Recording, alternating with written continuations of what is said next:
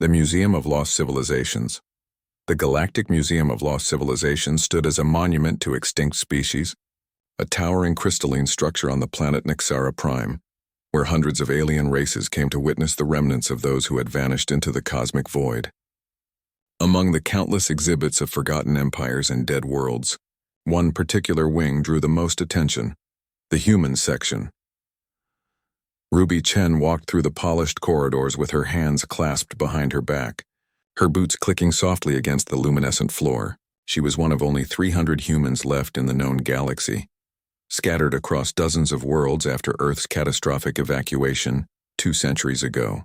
Most species believed humanity had gone extinct.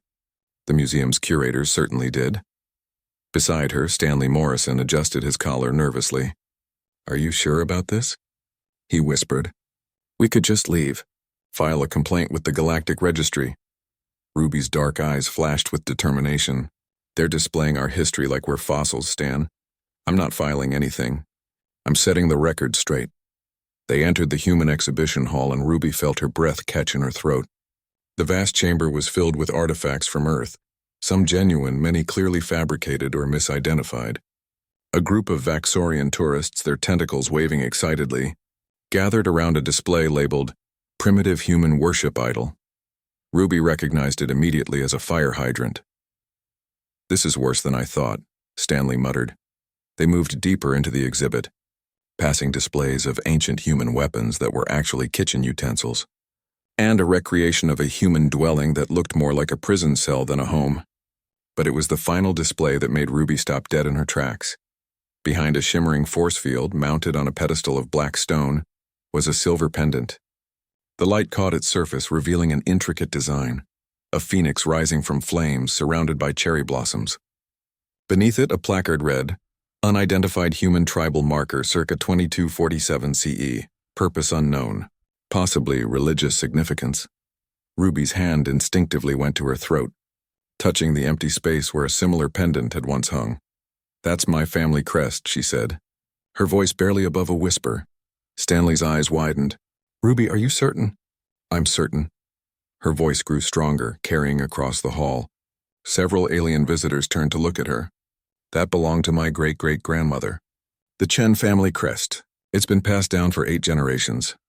A tall insectoid curator approached them, his mandibles clicking disapprovingly. "Excuse me, but you're disturbing the other patrons. This is a quiet observation space." Ruby turned to face him, her posture straightening. "I'm disturbing them? You're the one displaying stolen property and calling my ancestors extinct." The curator's compound eyes flickered with something that might have been confusion. "I don't understand. Are you claiming to be human?" "Yes." Ruby pulled out her identification chip, holding it up. "Ruby Chen, born on the colony ship Perseverance, registered citizen of the Terraform Coalition. And that," she pointed at the pendant, "is stolen property." A crowd was gathering now. Stanley stepped closer to Ruby, ready to back her up. The curator's antennae twitched nervously. "That's impossible," the curator insisted. "Humans have been extinct for 0 years," Ruby interrupted. "We're not extinct. We're scattered, yes. Displaced, absolutely. But not dead. There are 347 registered humans in the galaxy, and probably more who haven't registered yet." A Thalaxian scholar pushed through the crowd, her scales shimmering with curiosity. "But the records say Earth was destroyed in 2389. No evacuation ships survived the solar collapse." Stanley spoke up for the first time. "Some of us did. My ancestors escaped on mining vessels. Ruby's family made it out on colony ships. We've been rebuilding, surviving in the margins of galactic society while everyone assumed we were gone." "The museum acquired these artifacts legally," the curator protested, but his voice had lost its authority. "From estate sales, archaeological expeditions, from grave robbers and thieves," Ruby countered. "That pendant was stolen from my grandmother's transport ship 40 years ago during a pirate raid. She died in that attack, and you're displaying it like it's some primitive trinket," the crowd murmured. Several aliens looked uncomfortable. A young Porlethian cub asked its parent, "Are humans really not extinct?" Ruby's eyes swept across the exhibition hall, taking in all the misidentified artifacts, the condescending descriptions, the sterile presentation of her people's history. "This entire exhibit is a lie. Not just factually wrong, morally wrong. You've built a tomb for a civilization that's still alive. The curator seemed to deflate. We had no idea. The sources we consulted all indicated, your sources were wrong, Stanley said firmly. And now you need to make it right. Ruby stepped closer to the force field, her reflection merging with her grandmother's pendant. That crest represents my family's survival.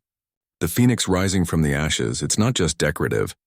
It's a promise that no matter what destroys us, we rise again. And we did. For a long moment, silence filled the hall. Then the Thalaxian scholar approached Ruby. Her head bowed respectfully. I apologize on behalf of the academic community. We should have looked harder. We should have known. Ruby's expression softened slightly. You should have. But now you do know. The question is, what are you going to do about it? The curator's mandibles clicked rapidly, a sign of distress. I will contact the museum director immediately. If what you say is true, it is true, Ruby said quietly. And I can prove it. I have documentation, genetic records, colony registrations. I can connect you with every surviving human family I know. We have our own historians who've been recording our story, the real story. Stanley placed a hand on Ruby's shoulder. We're not asking you to erase human history from this museum. We're asking you to tell it accurately. With our help, Ruby nodded. Humanity's story doesn't end with Earth's destruction. It continues with us. And that, she pointed at the pendant once more, belongs in a living person's hands, not behind glass in a tomb. The curator looked at the pendant, then back at Ruby. Slowly, deliberately, he reached for the control panel and deactivated the force field. Perhaps, he said carefully, you would be willing to help us create a new exhibit. One that tells the story of human resilience, of survival against impossible odds. Ruby reached out and took the pendant in her hands, feeling the familiar weight of it, the warmth of the metal. She could almost hear her grandmother's voice, telling her stories of Earth, of cherry blossoms and old cities, of a world that lived on only in memory. We'd be honored, she said, clasping the pendant around her neck where it belonged. But let's get one thing straight. This isn't the Museum of Lost Civilizations anymore. At least not where humans are concerned. We're not lost. We're here, and we're not going anywhere. The crowd burst into surprised chatter. Stanley smiled. And for the first time in 2 centuries, humanity's story began to be told by humans themselves. The end.